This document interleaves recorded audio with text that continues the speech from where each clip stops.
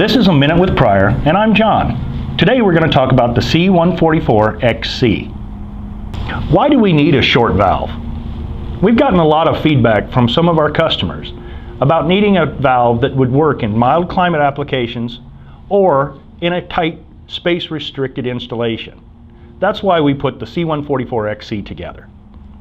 We've talked to quite a few plumbers that really need an inexpensive but high-quality valve that's 1019C approved.